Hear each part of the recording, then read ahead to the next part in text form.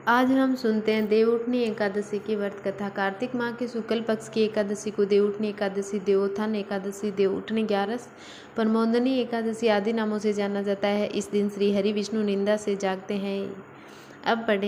अब बताएंगे हम एक पौराणिक कथा। एक राजा के राज्य में सभी लोग एकादशी का व्रत रखते थे। प्रजा तथा नौकर चाकरों से लेकर पशुओं तक को एकादशी के दिन अन्न नहीं दिया जाता था।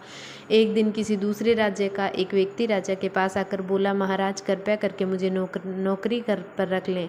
तब राजा ने उसके सामने एक शर्त रखी कि ठीक है, रख लेते हैं, किंतु रोज तो तुम्हें खाने को सब कुछ दिए मिलेगा, पर एकादशी को अन्न नहीं मिलेगा।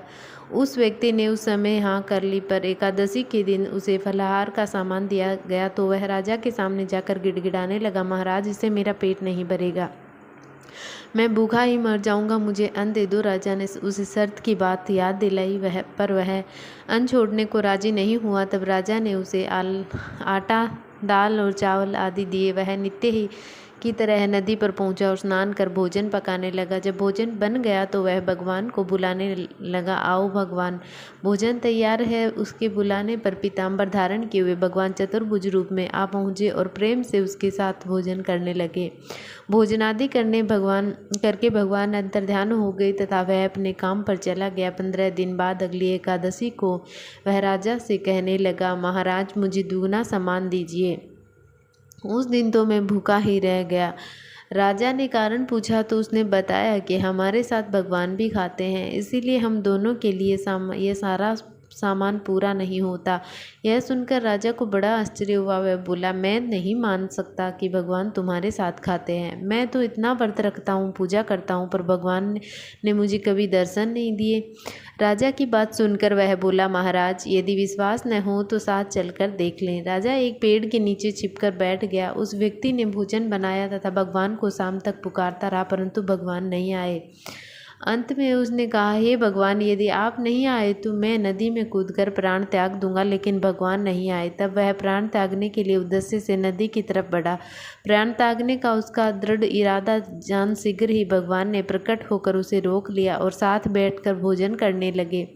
खा पीकर वे उसे अपने विमान में बिठाकर अपने धाम ले गए। यह देखकर राजा ने सोचा, व्रत उपवास से तब तक कोई फायदा नहीं होता जब तक मन शुद्ध न हो।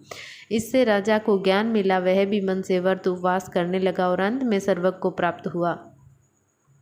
अब देव प्रबोधनी एकादशी की व्रत कथा दूसरी सुनाते हैं। एक राजा था, उसके राज्य में प्रजा सुखी थी। एकादशी को कोई भी अन्न नहीं बेचता था, सभी फलाहार करते थे। एक बार भगवान ने राजा के परीक्षा लेनी चाही। भगवान ने एक सुंदरी का रूप धारण किया तथा सड़क पर बैठ गए। तभी राजा इधर से निकल ही रहा था और सुंदरी को देखकर चकित रह गया।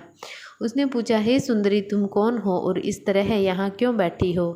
तब सुंदरी स्त्री बने भगवान बोले, मैं निराश्रित हूँ, नगर में मेरा कोई जाना पहचाना नहीं है, किसी सहायता मांगू। राजा उनके रूप पर मोहित हो गया था।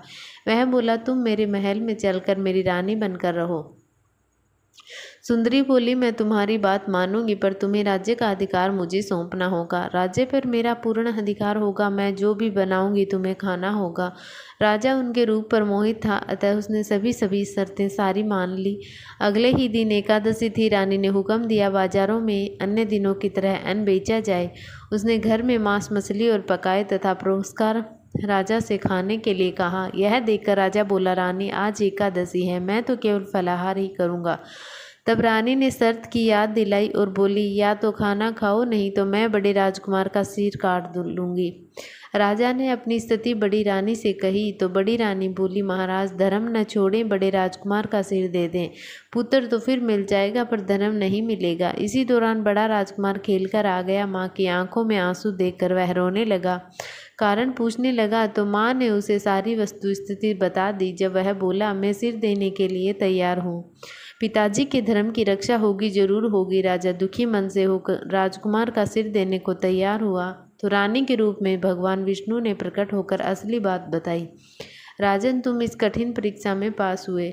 भगवान ने प्रसन्न मन से राजा से वर मांगने को कहा तो राजा बोला, आपका दिया सब कुछ है, हमारा उद्धार करें। उसी समय वहाँ एक विमान उतरा। राजा ने अपना राज्य पुत्र को सौंप दिया और विमान में बैठकर परम धाम को चला गया।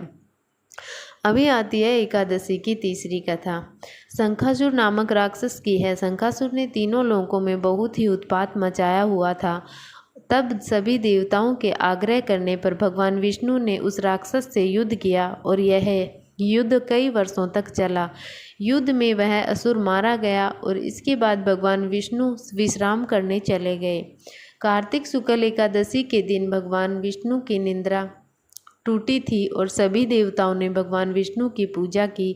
शिव महापुराण के अनुसार पौराणिक समय में दैत्यों का राजा दंभ हुआ करता था। वह बहुत ही बड़ा विष्णु भक्त था। कई सालों तक उसके यहाँ संतान नहीं होने के कारण उसने शुक्राचार्य को अपना गुरु बनाकर उनसे श्री कृष्ण मंत्र प्राप्त किया। यह मंत्र प्राप्त करके उसने पुष्कर सरोवर से घोर तपस्या की। भगवान विष्णु उसकी तपस्या से प्रसन्न हुए और उसे संतान प्राप्ति का वरदान दे दिया। भगवान विष्णु के वरदान से राजा दंभ के यहाँ एक पुत्र ने जन्म लिया। इस पुत्र का नाम शंखचूड़ रखा गया। बड़ा होकर शंखचूड़ ब्रह्मा जी को प्रसन्न करने के लिए पुष्कर में घोर तपस्या की। उसकी तपस्या से प्रसन्न होकर ब्रह्मा जी ने उसे वरदान मांगने को कहा। तब शंखचूड़ ने वरदान मांगा कि वह हमेशा अजर अमर रहे, वह कोई भी देवता उसे मार नहीं पाए।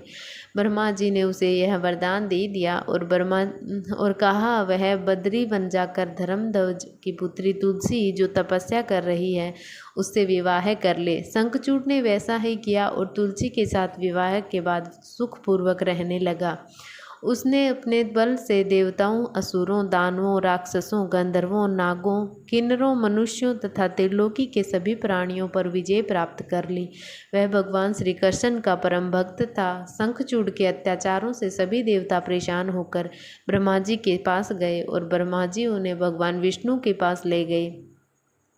भगवान विष्णु ने कहा शंखचूड़ की मृत्यु भगवान शिव के त्रिशूल से ही होगी, अतः आप उनके पास जाएं। भगवान शिव ने चित्ररथ नामक गण को अपना दूत बनाकर शंखचूड़ के पास भेजा। चित्ररथ ने शंखचूड़ को समझाया कि वह देवताओं को उनका राज्य लौटा दे, परंतु शंखचूड़ ने मना कर दिया और कहा कि वह महेश्वर से युद्ध करना चाहता है। भगवान शिव को जब यह बात पता चली तो वे युद्ध के लिए अपनी सेना लेकर निकल पड़े।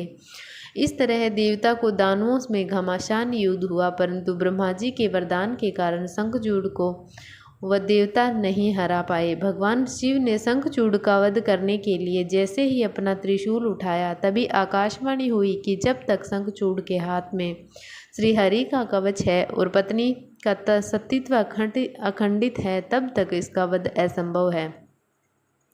आकाशवाणी में सुनकर भगवान विष्णु वृद्ध ब्राह्मण का रूप धारण कर शंखचूड़ के पास गए और उससे श्री हरि कवच दान में मांग लिया। शंखचूड़ ने वह कवच बिना किसी संकोच के दान कर दिया। इसके बाद भगवान विष्णु शंखचूड़ का रूप बनाकर तुलसी के पास गए। शंखचूड़ रूपी भगवान विष्णु ने तुलसी के महल के द्वार पर जाकर अपनी विजय होने की सूचना दी। यह सुनकर तुलसी बहुत प्रसन्न हुए और पति रूप में आए भगवान का पूजन किया व रमण किया। ऐसा करते ही तुलसी का सतीत्व खंडित हो गया और भगवान शिव ने युद्ध में अपने त्रिशूल से शंखचूड़ का वध कर दिया। तब तुलसी को पता लगा कि उनके पति ने नहीं बल्कि ये भगवान विष्णु। क्रोध में आकर तुलसी ने कहा आपने छल पूर्वक मेरा धर्म भ्रष्ट किया और मेरे पति को मार डाला, अतः मैं आपको श्राप देती हूँ, आप पाषाण होकर धरती पर रहें। तब विष्णु भगवान कहा देवी तुम मेरे लिए भारतवर्ष में रहकर बहुत दिनों तक तपस्या कर चुकी हो। तुम्हारा यह शरीर नदी रूप में बदलकर गंडकी नामक नदी के रूप में प्रसिद्ध होगा। तुम पुष्पों में श्रेष्ठ तुलसी का वृक्ष बन जाओगी और सदा मेरे साथ रहोगी। तुम्हारे श्राप को सत्य करने के लिए मैं पाषाण शालिग्राम बनकर रहूँगा। गंडकी नदी के तट पर मेरा वास रहेगा। देव प्रबोधिनी एकादशी के दिन शालिग्राम ने तुलसी का विवाह संपन्न कर मांगलिक कार्यों का प्रारंभ किया जाता है। हिंदू धर्म मान्यता के अनुसार इस दिन तुलसी शालिग्राम विवाह करने से अपार पुण्य प्राप्त होता है। आइए अब जानते हैं व्रत की पूजा विधि। देवउठनी एकादशी के दिन व्रत करने वाली महिलाएं प्रातःकाल स्नान आदि करके निवृत्त आंगन में चौक बनाएं। पश्चात भगवान विष्णु के चरणों को कलात्मक रूप से अंकित करें। फिर दिन की तेज धूप में विष्णु के चरणों को ढक दें। देवउठनी एकादशी को रात्रि के समय सुभाषित स्रोत पाठ, भगवत कथा और पुराणित का श्रवण और भजन आदि का गायन करें। घंटा, शंख, मृदंग, नगाड़े और वीणा बजाएं। विविध प्रकार के खेल कूद लीला और नाच आदि के साथ इस मंत्र का उच्चारण करते हुए भगवान को जगाए। उत्तिष्ठ गोविंद त्यज निद्रा जगत पतये तवयै सुपे जगन्नाथ जगत सुपै भवेदिदम् उत्थिते चेष्टे सर्वे मुनिष्टं माध्यम गता मेघावीचैव निर्मल निर्मला दिशः शारदानि तच्च पुष्पाणि ग्रहाणि मम केशव।